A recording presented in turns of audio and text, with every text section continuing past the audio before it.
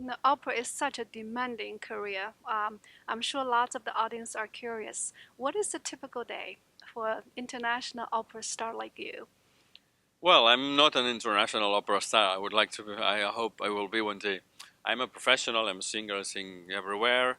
Especially, I have sing more in Europe. But right now, I'm trying even here on the States, United States, and as I tell you, in Japan, and then China.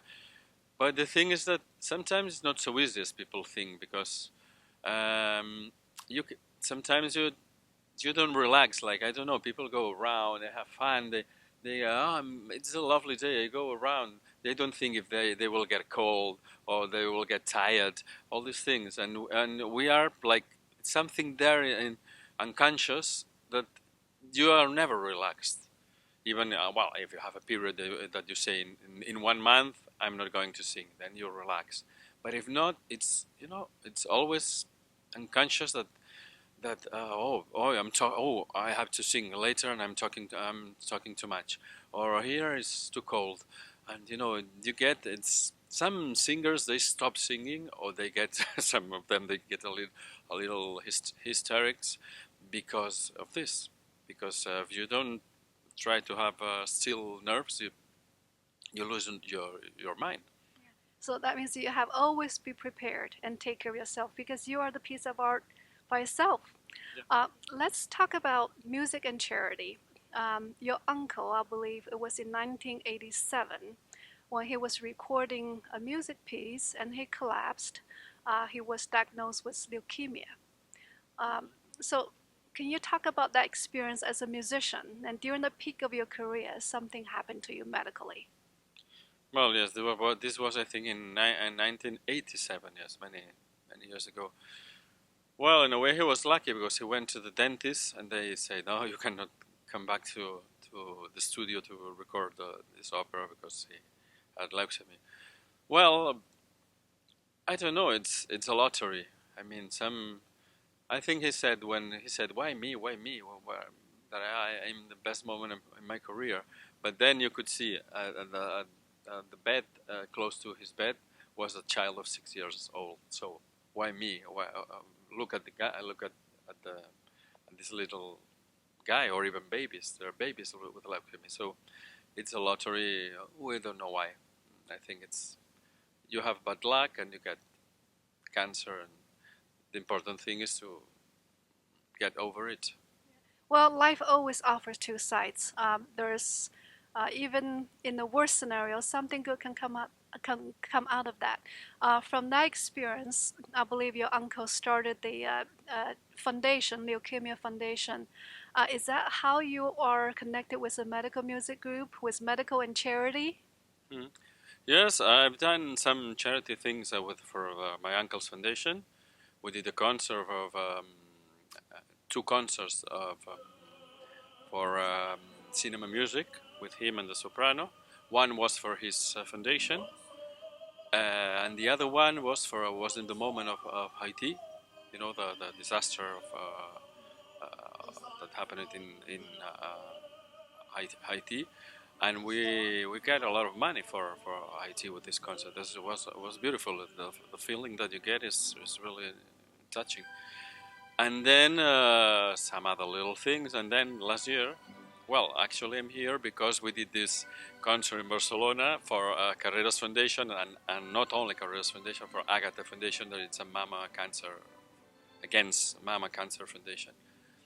And well, it was lovely. This is the most charity lovely thing I've done. The concert where you've been to. Well, that truly is because I can relate to leukemia. My own brother, my only brother, actually passed away when he was 30 with leukemia. So leukemia is very dear to me as well. Well, life is a paradox. You have the great fortune to have the greatest tenor as your uncle help you to start your career. But at the same time, do you ever have the challenge you want to be out of his shadow and to make a name for yourself, which you have, but I'm sure during the career you have struggled, have you? No, I will. Sometimes it helps, and sometimes it's a problem. Especially, for example, in the Asian countries, it's not a problem. It's an honor to be part of a musical family. But in other places like Spain, Italy, people is more. I don't know. Characters more the envy and people saying, "Oh, look, this is nepotism," and you have to fight again the double. You cannot do nothing wrong because if not, they come over you. I have seen that here is there's not this problem on the stage. There are many in pop and in jazz and in opera and many daughters and sons of famous singers, and it's not a problem if you sing well. I mean, it should be like that. And yes, but in some even I use the Carreras is my second surname because he's a brother of my mother. But yes, my first name is my father's name is Jimenez.